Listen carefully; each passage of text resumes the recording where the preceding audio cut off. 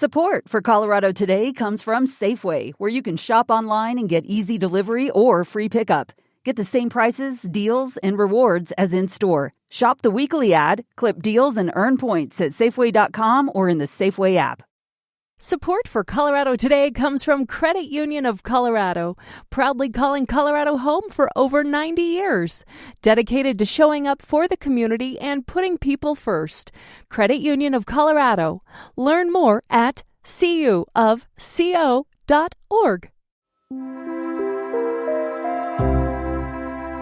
In Mexico, people are having to decide whether to stay inside or risk returning to normal routines after an outbreak of violence in many cities following the killing of a major cartel leader. You may have seen the images online, or if you're like me, had family members texting them to you in real time. It's far from Colorado, geographically at least, but for the countless people here with deep ties to Mexico, that violence feels very close. If you or your loved ones are sheltering in place, trying to get through to family, or just feeling shaken by all of this, we'll get through it. Cuídense. I'm Arlo Pérez Esquivel.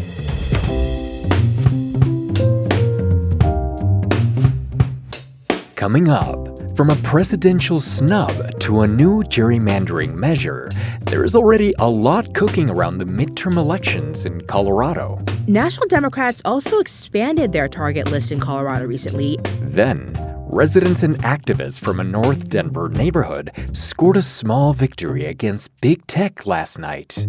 Some basic research would have showed them that they picked the wrong neighborhood to set something like this up. How the city's changing its approach to the data center boom, at least temporarily. And if you want a green garden this summer, it's time to get out your hose. Our plants, I think they're confused. They're probably a little lost. It's Tuesday, February 24th. Here's the news in Colorado today. It's never too early to think about the next election. For a catch-up on election news, we called up CPR's DC reporter, Caitlin Kim. Hey there, Caitlin. Hey, Arlo. I want to start out with Colorado's congressman, who recently earned the presidential snub. That's Republican Jeff Hurd from Grand Junction. Over the weekend, President Trump said he was withdrawing his endorsement of Hurd and instead backing a primary challenger. So, Caitlin, walk us through what exactly prompted that. Arlo, I can sum it up with one word: tariffs. Now, in his social media post withdrawing his endorsement of Representative Hurd, Trump said it was based on a lack of support, in particular, for his tariff policy. Now, Representative Hurd was one of 6 Republicans to vote with most Democrats to overturn Trump's tariffs on Canada almost 2 weeks ago. At the time of the vote, Trump posted, there would be consequences come election time for Republicans who supported it. So Trump's move is not entirely unexpected. Yeah, the timing isn't either. Right after losing the tariffs at the Supreme Court, does it seem like Hurd could be in trouble either in the primary or the general election? So, Arlo, I think that's hard to say right now, especially this early on in the process. His primary opponent, Hope Schepelman, however, was very happy with the endorsement. But look, when Hurd ran last cycle, he beat out another far-right MAGA candidate in the primary and went on to win the general against a well-funded Democrat by 5 points. Now, I know that to you and I it might not seem like this, but the election is still 8 months away. And yet Democrats already seem to be feeling quite ambitious about their chances. Which Republican seats are they looking at? Well, the big race that National Democrats are eyeing right now is the 8th Congressional District, held by Republican Gabe Evans. This is the state's only toss-up seat. And National Democrats also expanded their target list in Colorado recently, adding the 5th Congressional District. That's a seat centered around Colorado Springs and held by Republican Jeff Crank. Now, this district has never elected a Democrat, but it has trended bluer in the last 3 presidential contests. And, there's a Democratic candidate in the race who has raised a ton of money and is just edging out Crank with cash on hand right now. So if a blue wave does develop this fall, or maybe it's more accurate to say a blue tsunami, Democrats seem to like their chances there. Wait, I noticed that you didn't mention Lauren Boebert's seat. No, I did not, Arlo. CD4 is the most Republican seat in the state. Now, still, Boebert remains a big fundraising draw for her opponents.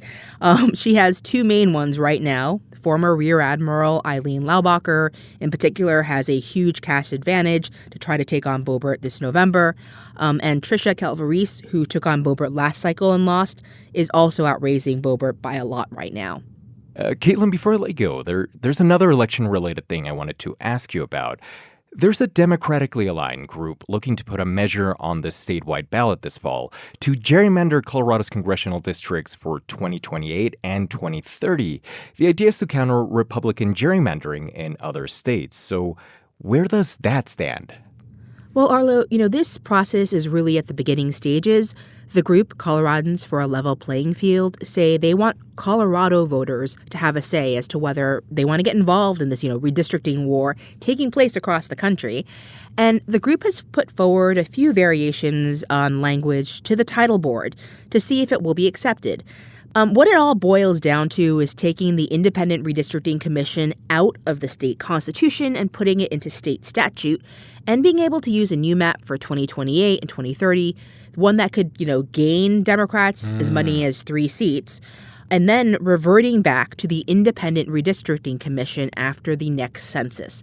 Now, at least one Republican-aligned group has vowed to challenge it at the title board. But look, this is going to be a fight regardless, and there are a lot of steps to go before it could even get in front of voters. So it's something we're going to be watching in the months going forward. I'm sure you're going to keep an eye on that. Thank you, Caitlin. Thank you, Arlo.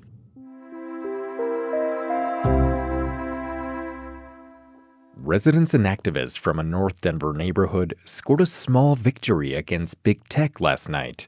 After months of debate around the construction of a massive AI data center, the city is exploring a moratorium to block any new data centers for the foreseeable future. I think that the thing that they did not take into account was some basic research into the history of these neighborhoods.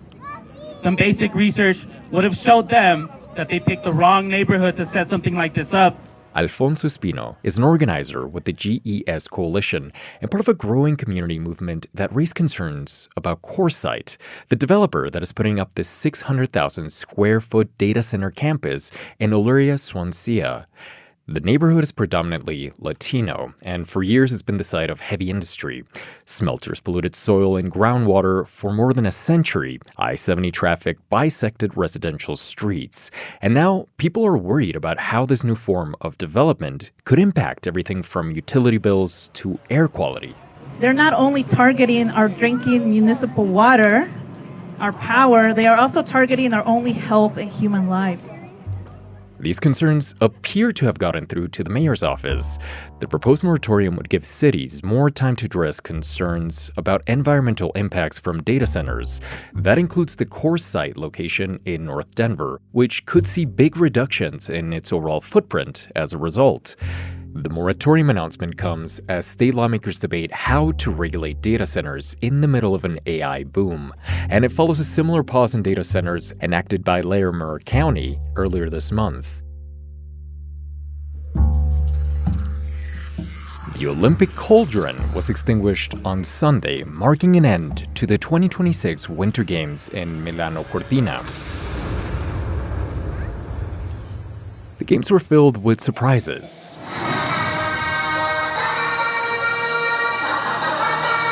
Drama. So today I made the choice to tell the world what I did. And heartbreak. Lindsey Vonn pulls out of the gate in hopes of more Olympic glory. Vonn said yesterday that a surgery to repair her broken leg saved her from amputation. After the crash, she developed compartment syndrome, which caused huge amounts of swelling in her leg. Vonn said of her surgeon's work, quote, "He filleted it open, let it breathe, and he saved me." The 2026 Winter Olympics were also a moment of triumph for other athletes from the state. 9 Coloradans won gold medals. But it wasn't just the winners who came home with a sense of pride. Honestly, I feel really good. It's funny, I was beating myself up about landing in 8th. I didn't land the last 2 runs I did. Jake Pates joined a handful of other athletes at the Ruby Hill Rail Yard in Denver on an unseasonably warm winter afternoon. He's from Eagle, and he competed on the men's snowboard halfpipe. And then I had to take a second and say, man, look how far I've come. And the Olympics, it wasn't even in the cards for me. Pates retired from the sport after suffering a series of concussions more than 5 years ago. His sponsors dropped him, but his friends kept pulling him aside and saying, Jay, come back, we need you, you can still do this. Pates said he feels like a better version of himself than he did 5 years ago. And now his eyes are set on the French Alps and 2030. That's the goal, man. Yeah, I'm nonstop, pedal to the floor. I've never been more inspired to get this done.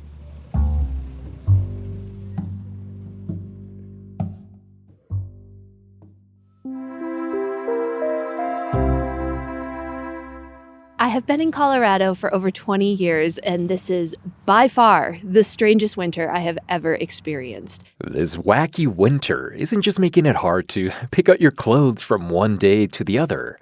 It's also stressing out your garden. So our plants, I think they're confused.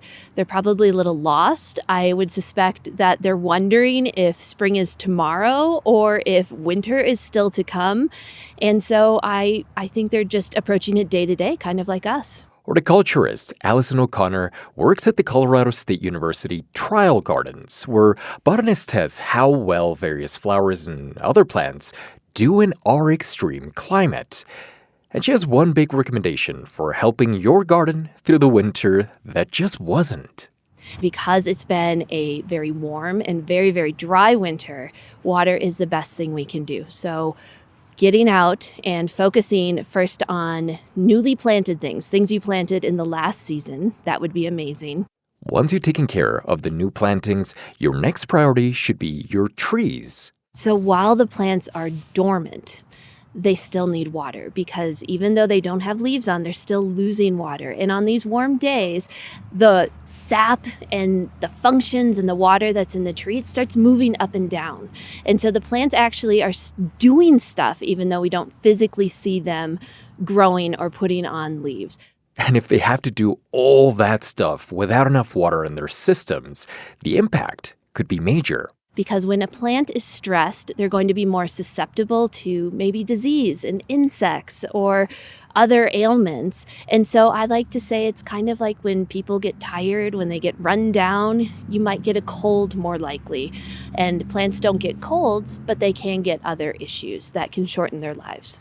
To take care of your trees, water around the edge of their canopy where the roots can get to it. And it's better to water earlier in the day when the soil has time to absorb it in case it gets below freezing overnight. After water, O'Connor says the next best thing to give your plants is some insulation in the form of mulch. If you have a local municipality that has chipped the holiday trees and it's free, go and get some mulch and just try to mulch things. So mulch is great because it not only helps conserve soil moisture, it also can help regulate some of those roller coaster temperatures that we start to see. Because even if winter never really arrived, spring, with all its weather weirdness, is just around the corner. In fact, at the CSU Test Gardens, one of their earliest bloomers has already appeared. Little bell-shaped flowers called the Lenten rose. They bloom around the time of Lent, which we just entered. So seeing them is not unusual, but I also get excited because it is the sign of spring is coming. I just have this heavy weight of how we really haven't had a winter. And that, I imagine, is a pretty universal feeling, whether you garden or not.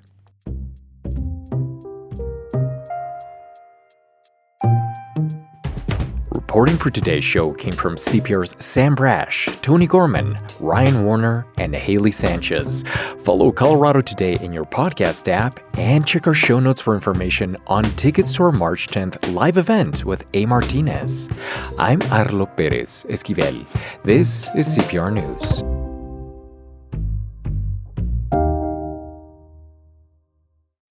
Support for Colorado Today comes from Credit Union of Colorado, proudly calling Colorado home for over 90 years, dedicated to showing up for the community and putting people first. Credit Union of Colorado. Learn more at cuofco.org. Support for Colorado Today comes from Safeway, where you can shop online and get easy delivery or free pickup. Get the same prices, deals, and rewards as in-store. Shop the weekly ad, clip deals, and earn points at Safeway.com or in the Safeway app.